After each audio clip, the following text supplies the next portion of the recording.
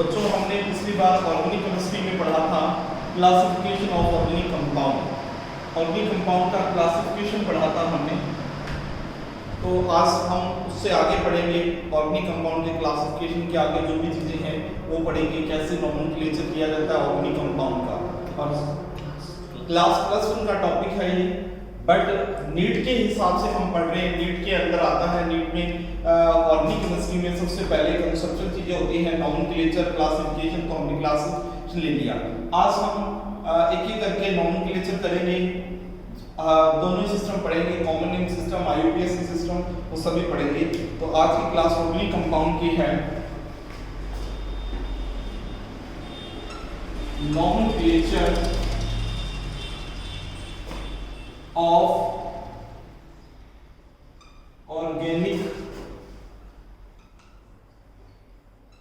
Compound. Nomenclature of organic compound NEET के बच्चों के लिए इंपॉर्टेंट है ये।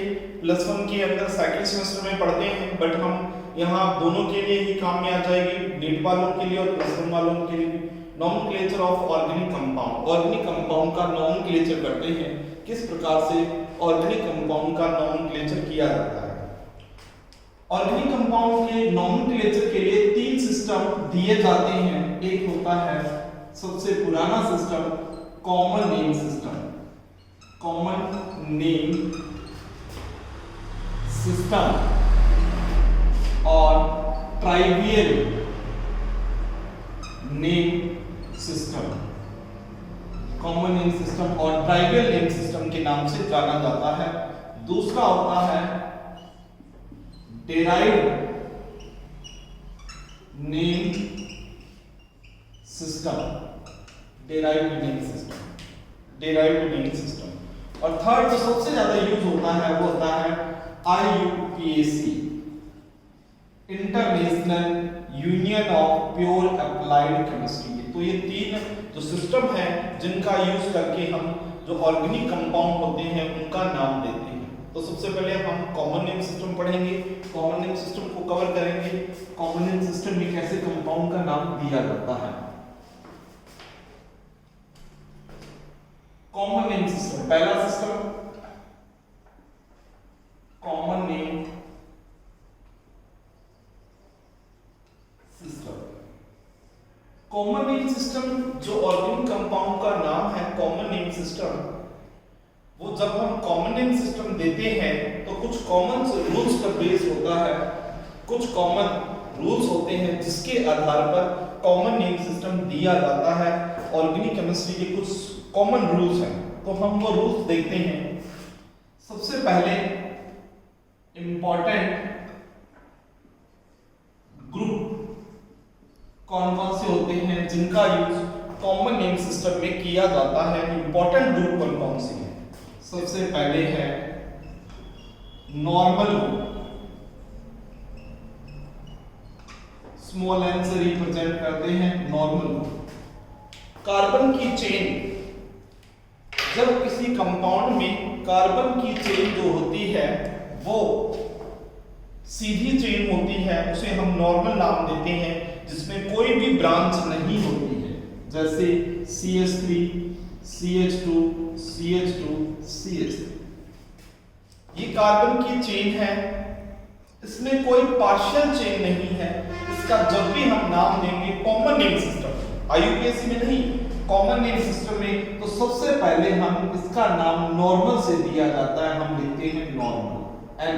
फिर आगे जो भी देते हैं, एक कार्बन है तो उसको हम नेथ बोलते हैं, 2 है ईथ, 3 कॉप्रॉप, ये, और इस प्रकार से आगे हम देते हैं। सबसे पहले हम देखते हैं नॉर्मल क्या चीज है। नॉर्मल का मतलब ऐसी कार्बन की चेन जिसके अंदर कोई पार्शियल चेन नहीं होती है, वो नॉर्मल चेन होती है। अगर मैं इसको ऐसे लिख दूं CH2, CH3, ये भी नॉर्मल चेन हुई, जरूरी नहीं कि वो बिल्कुल सीधी हो। तो हम ये देखते हैं एक कार्बन दूसरी कार्बन से जुड़ रही है और कोई पार्शियल चेन नहीं निकल रही, तो इसलिए हम इनको नॉर्मल चेन के नाम से जानते हैं। नॉर्मल नाम दिया जाता है क्योंकि कोई भी पार्शियल चेन नहीं है, चाहे वो चेन टेढ़ी मेढ़ी हो, तो इसको हम नॉर्मल ग्रुप कहते हैं।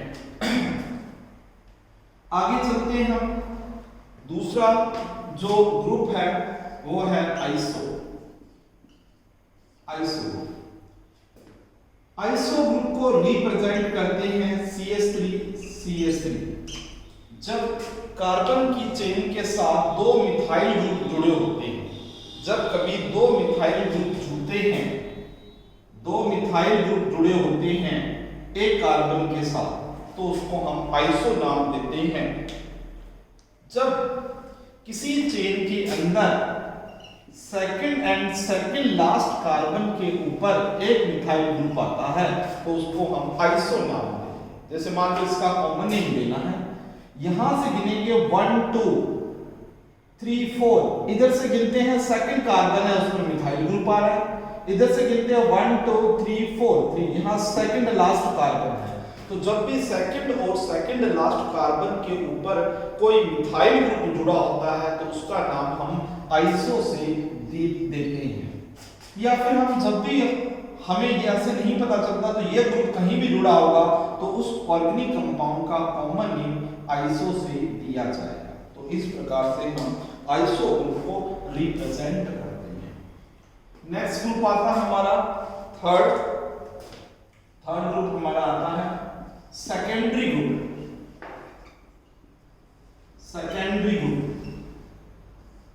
सेकेंडरी ग्रुप में जब कार्बन की चेन के अंदर कार्बन की लॉन्ग चेन होती है, उसके अंदर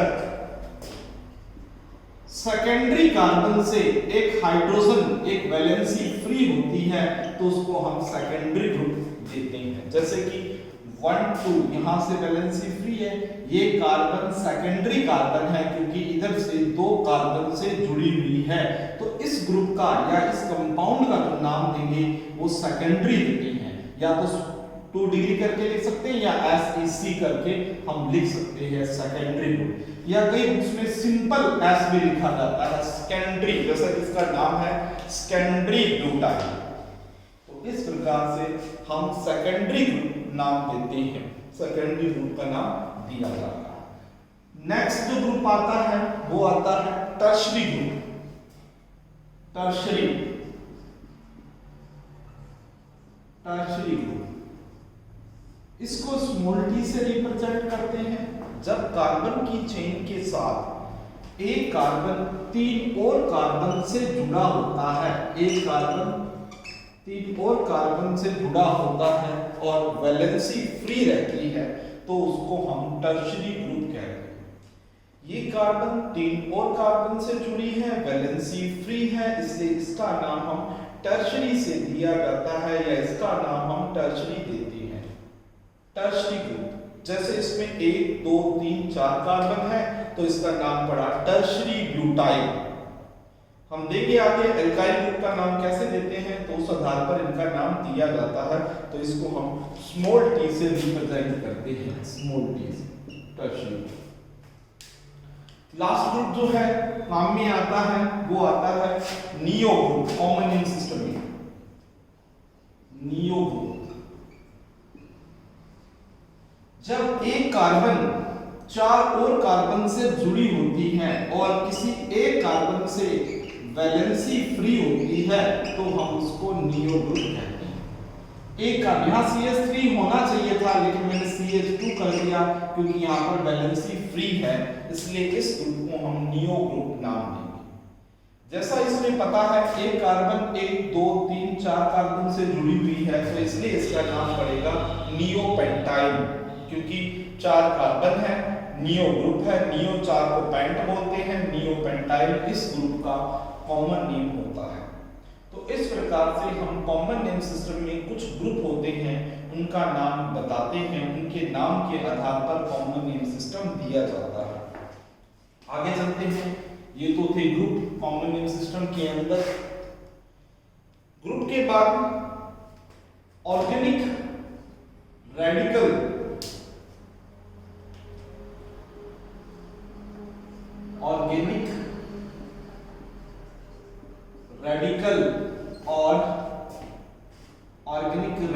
और अल्काइल, ये भी इंपॉर्टेंट है अल्काइल ग्रुप। इनका नाम पता होगा तो कॉमन नेम सिस्टम अच्छे से समझ में आ जाएगा।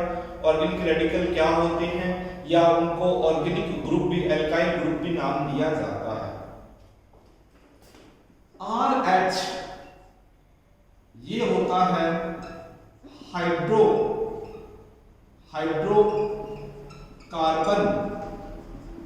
एल्केन। RH हाइड्रोकार्बन एल्केन होता है। अगर मैं RH को तोड़ता हूं, हाइड्रोजन को हटाता हूं, ये बन जाता है R। H अलग हो गया यहां से। RH R जो है मेरे पास वो एल्काइल ग्रुप है।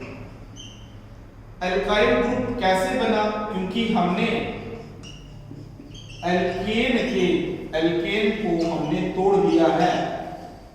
एल्केन में से हमने एल्क को अलग कर लिया और एन को अलग कर लिया एल्केन के अंदर। और जब हमने हाइड्रोजन को हटाया है तो एल्काइल ग्रुप में एन की जगह YL लगाते हैं, तो L प्लस YL नाम हो जाता है alkyl. L plus YL alkyl. इस प्रकार से हम इसका नाम देते हैं। तो जो ऑर्गेनिक रेडिकल है या एल्काइल ग्रुप है वो कहाँ से बनते हैं? वो एल्केन से बनते हैं। एल्केन से जब किसी हाइड्रोजन को हटाया जाता है या वैलेंसी को फ्री किया जाता है तो एल्काइल ग्रुप बनते हैं। तो एल्केन से हम पढ़ेंगे। मेनली हमारे सिलेबस के अंदर जो एल्काइल ग्रुप होते हैं वो मीथेन के, इथेन के, प्रोपेन के, ब्यूटेन के और पेंटेन के ही में पढ़े जाते हैं, बाकी के कम ही पढ़े जाते हैं। जो हमारे यूज में कॉमन नेम सिस्टम में जो आते हैं उनके बारे में हम डिस्कस करेंगे। आगे चलते हैं। कौन कौन से ग्रुप हैं? पहला मीथेन से एक ही ग्रुप बनेगा क्योंकि इसकी एक ही कार्बन होती है, मीथेन CH4। मीथेन CH4 को मैं CH3H लिख सकता हूं। यहां से जब मैं H हटाऊंगा CH3 बनेगा और CH3 को अगर मैं नाम देना चाहता हूं मैथ प्लस YL, नाम हुआ मिथाइल। ये मिथाइल ग्रुप, मिथाइल। तो मीथेन से केवल एक ग्रुप बनता है, मिथाइल ग्रुप। इथेन से देखें, ethane CH3 CH2 CH3 CH3, यहां से भी मैं एक हाइड्रोजन हटाकर वैलेंसी फ्री कर रहा हूं CH3 CH2। इससे भी एक ग्रुप बना। दो कार्बन है, ईथ प्लस YL लगाते हैं, नाम को जोड़ेंगे तो इस ग्रुप का नाम हुआ ethyl. Ethyl, eth plus YL ethyl. Methane से मिथाइल, इथेन से इथाइल। ये ऑर्गेनिक रेडिकल या एल्काइल ग्रुप बन गए हैं। अब चलते हैं 3 कार्बन से। 3 कार्बन है CH3 CH2 CH3। Propane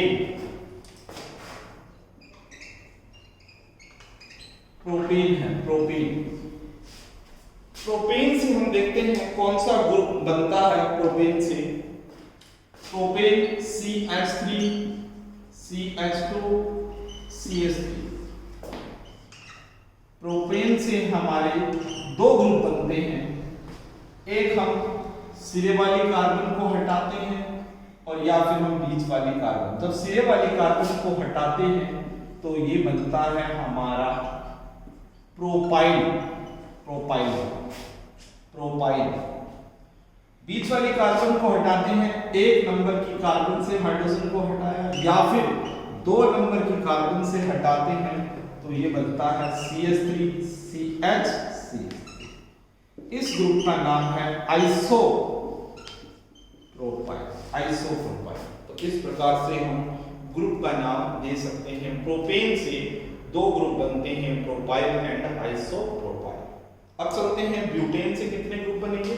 butane से देख लेते हैं।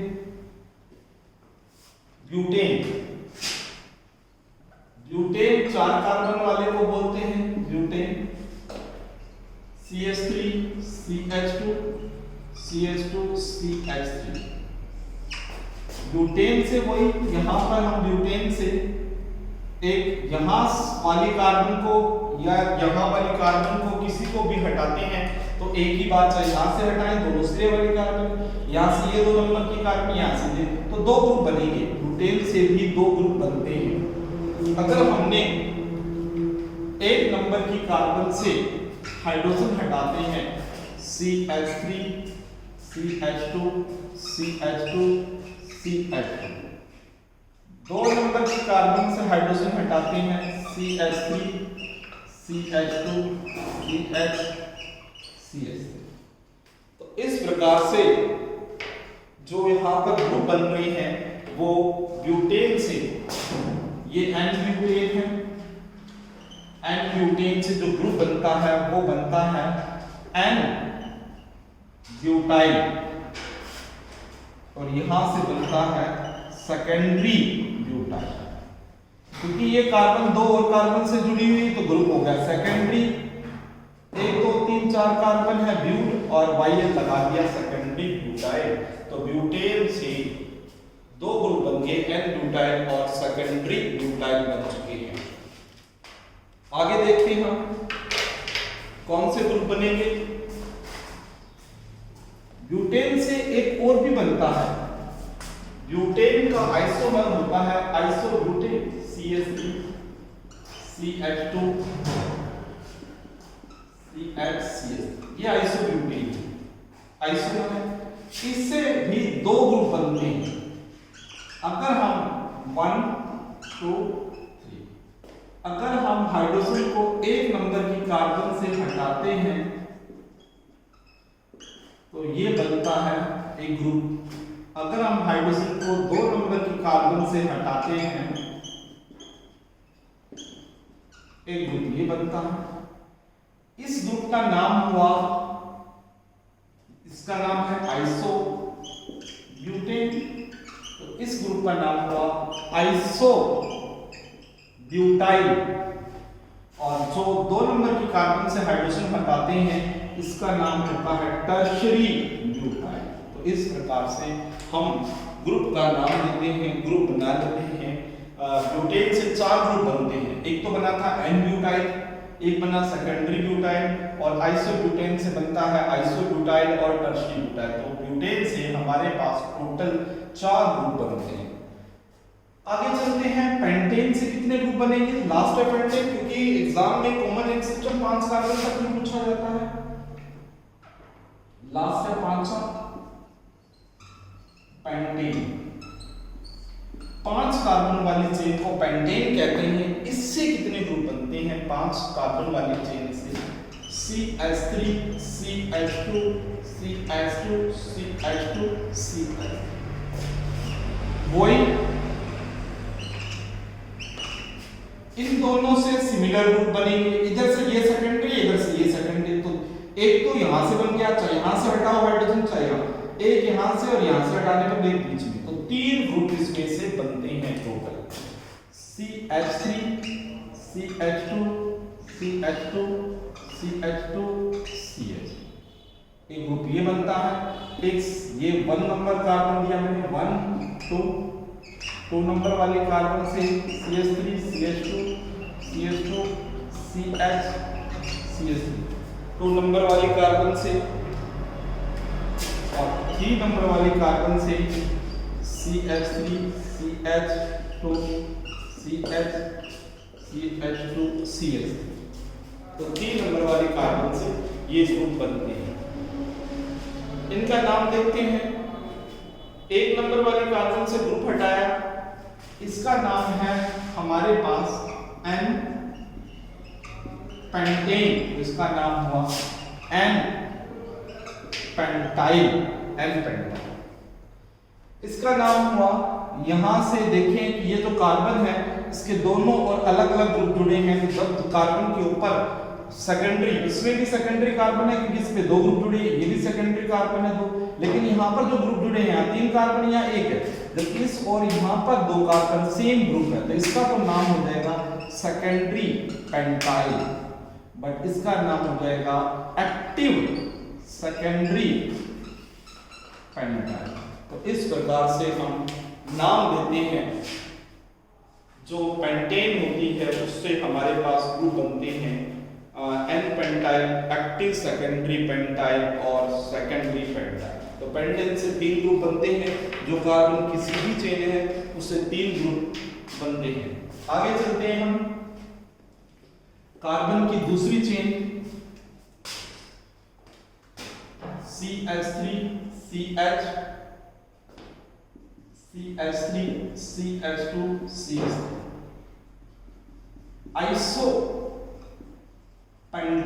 आइसोपेंटेन से जब हम हाइड्रोजन हटाते हैं 1 2 3 1 से हटाते हैं हाइड्रोजन तो CH3 CH CH3 CH2 CH2 नाम हुआ आइसोपेंटाइल। अब हम हटाते हैं नेक्स्ट ग्रुप, 3 नंबर की कार्बन से हाइड्रोजन हटाते हैं तो इसका नाम होता है CH2 CH3। टर्शरी ग्रुप है क्योंकि एक कार्बन, जो ये वाली कार्बन है वो 1 2 3 कार्बन से जुड़ी है तो नाम पड़ा सेकेंडरी पेंटाइल। तो इस प्रकार से पेंटेन से हमारे पास पिछली बार 3 बने थे, 2 ये हो गए आइसोपेंटाइल और टर्शरी पेंटाइल। और देखिए पेंटेन से और कौन सा ग्रुप बनता है, CH3C CH3 CH3 CH2 CH3। एक कार्बन 3 और कार्बन से जुड़ी हुई है, यहां से हाइड्रोजन हटाएंगे तो जब भी एक कार्बन 3 4 और कार्बन से जुड़ती है तो उसको हम नाम देते हैं नियो। तो इसका नाम पड़ा नियो पेंटाइल और ये है नियो पेंटेन। तो इस प्रकार से हम इनका नाम दे सकते हैं, इस प्रकार से इनका नाम दिया जाता। तो पेंटेन से टोटल हमने ग्रुप बनाए 3 5 और 1 6, 3 2 5 और 1 6। तो इस प्रकार से कॉमन नेम सिस्टम के अंदर कुछ ग्रुप होते हैं जिनका यूज करना जरूरी होता है, जिनको हम ऑर्गेनिक रेडिकल कहते हैं। और 2-4 इंपॉर्टेंट ग्रुप है अदर ग्रुप के नाम से, मैं नाम देना चाहूँ अदर ग्रुप जो होते हैं उनके हिसाब से, जैसे CH2 डबल बॉन्ड CH, ये भी याद रखना होता है, इसको हम बोलते हैं विनाइल ग्रुप। नेक्स्ट है CH2 double bond CH CH2, इस ग्रुप का नाम एलाइल ग्रुप। जो इंपॉर्टेंट है वो ध्यान रखने हैं हमें, C6H5 बेंजीन से जो बनता है इस ग्रुप का नाम है फिनाइल ग्रुप। C6H5 CH2 इस ग्रुप का नाम है बेंजाइल ग्रुप। तो ये ग्रुप है, अगर मैं यहाँ पर OH जोड़ देता हूँ तो बन जाता है विनाइल अल्कोहल। अगर मैं इस वैलेंसी के साथ OH एलाइल अल्कोहल, अगर यहाँ OH जोड़ देता हूँ ये फिनोल बन जाएगा। NH क्लोरीन जोड़ देता हूँ तो क्लोरोबेंजीन, तो ये फिनाइल ग्रुप है। इसी प्रकार से हम जो भी ग्रुप है वो बनाते हैं। बेंजाइल ग्रुप, बेंजाइल क्लोराइड बनाना है तो यहाँ पर हम Cl लगा देते हैं। इस प्रकार से कॉमन नेम सिस्टम के अंदर कुछ और ग्रुप है जो यूज किए जाते हैं। अगर हम बात करें CH3 CH2, इसको हम बोलते हैं इथाइल ग्रुप। अगर हम इससे एक और कार्बन को हटा देते हैं, 2 वैलेंसी को फ्री कर देते हैं तो इसको बोलते हैं इथाइलिडीन ग्रुप के नाम से जाना जाता है। तो इस प्रकार से हम जो कॉमन नेम सिस्टम के अंदर कुछ ग्रुप का ध्यान रखते हैं जो आगे चल के हमें काम आते हैं। कॉमन नेम सिस्टम अब स्टार्ट करते हैं। ये तो फंडामेंटल चीजें थी कॉमन नेम सिस्टम में। अब इसमें first common name of hydro का 2 पार्ट में डिवाइड करते हैं कॉमन नेम को। कॉमन नेम ऑफ हाइड्रोकार्बन और दूसरा पार्ट है common name of hydrocarbon derivatives. Hydrocarbon derivative का common name of hydrocarbon and common name of hydrocarbon derivative. तो ये दो नाम हैं जो हम कॉमन नेम सिस्टम के आधार पर दिया जाता है या कॉमन नेम सिस्टम के आधार पर देते हैं कॉमन नेम सिस्टम। सबसे पहले हम डिस्कस करेंगे common name of hydrocarbon, hydrocarbon का कॉमन नेम। हाइड्रोकार्बन के कॉमन नेम के लिए हम बात करते हैं, हम इसको तीन कैटेगरी में डिवाइड करते हैं। Number 1 common name of alkane, alkane का common name of alkane, alkane का कॉमन नेम, एल्केन का कॉमन नेम एल्केन। अगर हम बात करें एल्क और इन, एल्क का मतलब है total number of carbon atom, और इन लगाते हैं सफिक्स, सफिक्स लगाते हैं। जैसे हमें पता है एक कार्बन को हम बोलते हैं मैथ, दो कार्बन को ईथ, तीन कार्बन को प्रॉप, चार को ब्यूट, पांच को पेंट, छह को हेक्स, सात को हेप्ट, आठ को ऑक्ट, 9 को नॉन और 10 को डेक। कॉमन नेम सिस्टम में हमें सिर्फ 5 तक ही ध्यान रखना है, methane, meth, eth, prop, but, pent, hex. तो उसी प्रकार से हम कॉमन नेम सिस्टम में जो एल्केन होती है, कॉमन नेम सिस्टम एल्केन का करने एल मतलब total number of carbon, ane suffix लगाते हैं। और कुछ एग्जांपल देखते हैं, इनका फॉर्मूला बनाए हम एल्क, पहले ग्रुप, जो भी ग्रुप होगा वो लगा देंगे एल्क प्लस ए, ये एक जनरल फॉर्मूला है एल्केन का कॉमन नेम सिस्टम देने के लिए। L group plus L plus ane. CH4 कुछ के नाम बता देता हूं, CH3, CH3, CH2, CH3, CH3, CH2, CH2, CH3, CH3, CH, CH3। इसका कॉमन नेम देते हैं CH4, सिंगल बॉन्ड है, एक ही कार्बन है, हमने लिखा है कार्बन मैथ और प्लस लगाया ई, नाम हुआ मीथेन, मीथेन। चलते हैं दूसरे, दो कार्बन है, ईथ प्लस एन लगाते हैं, नाम हुआ इथेन, इथेन। तीन कार्बन है, ग्रुप है नहीं, छोड़ दिया, ग्रुप क्यों नहीं लगा रहे क्योंकि ग्रुप है नहीं में, प्रो प्लस एन, नाम हुआ प्रोपेन, प्रोपेन। अब हम यहाँ पर इसको नॉर्मल नहीं कहेंगे, कुछ बुक में इसका नॉर्मल नाम दिया जाता है, बट जो आइसोमर होते हैं वो 4 कार्बन से शुरू होते हैं, इसलिए 4 कार्बन से ही ग्रुप का नाम दिया जाता है। तो ये 4 कार्बन है, स्ट्रेट चेन है, न ग्रुप आया नॉर्मल, नॉर्मल को एन से लिखते हैं, और 4 कार्बन है ब्यूट प्लस एन, नाम हुआ नॉर्मल ब्यूटेन, या फिर हम लिख सकते हैं एन ब्यूटेन, एन ब्यूटेन। आगे चलते हैं, इसमें है आइसो ग्रुप, आइसो 1 2 3 4 कार्बन है, ब्यूट प्लस एन, नाम हुआ आइसो ब्यूटेन। तो इस प्रकार से हम कॉमन नेम सिस्टम जो होता है वो देते हैं। कॉमन नेम सिस्टम के अंदर नाम दिया जाता है एल्केन का, कैसे नाम दिया जाता है, group L plus ane, CH4 देख लेते हैं कितनी कार्बन है, ग्रुप है तो छोड़ देते हैं, अगर है तो लगा देते, नहीं तो छोड़ देते, एल प्लस एन। तो इस प्रकार से कॉमन नेम सिस्टम एल्केन का देते हैं। आगे चलते हैं, common name system of alkene, alkene का देखते हैं। Second, common name of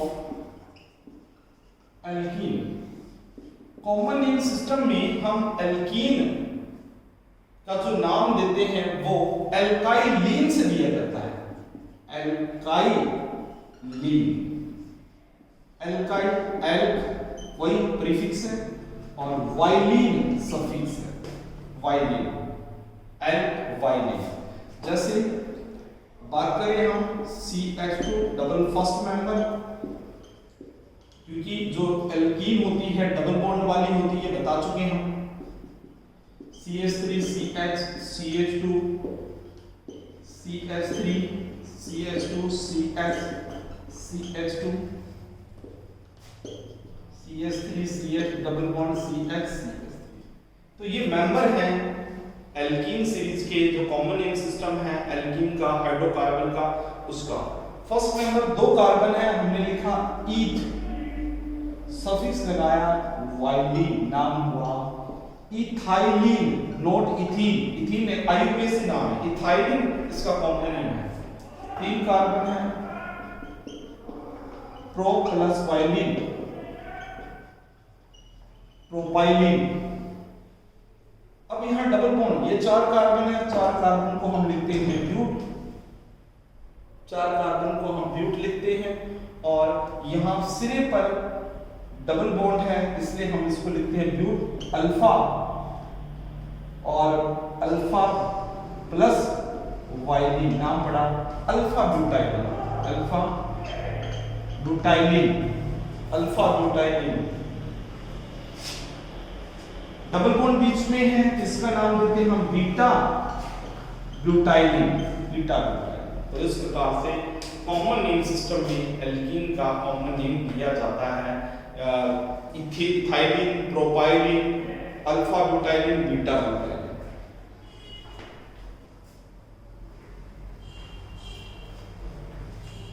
last common name of alkyne, last topic है कॉमन नेम हाइड्रोकार्बन का, कंप्लीट हो जाएगा कॉमन नेम। थर्ड है हमारे पास common name of alkyne.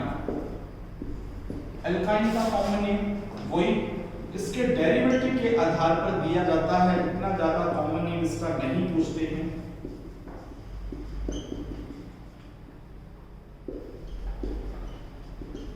First member है एसिटाइलिन, एसिटाइलिन के आधार पर नाम दिया जाता है एसिटाइलिन। ये हुआ एसिटाइलिन, जुड़ा हुआ मिथाइल, नाम हुआ कॉमन नेम हुआ मिथाइल एसिटाइलिन। और मेंबर की बात कर ले हम, ये हुआ एसिटाइलिन और जुड़े हुए 2 मिथाइल, डाई मिथाइल एसिटाइलिन। तो इस प्रकार से जो हाइड्रोकार्बन का कॉमन नेम दिया जाता है alkene, alkyne, alkene, alkane, alkene और एल्काइन। अब हम पढ़ेंगे common name of hydrocarbon derivative दूसरी क्लास में।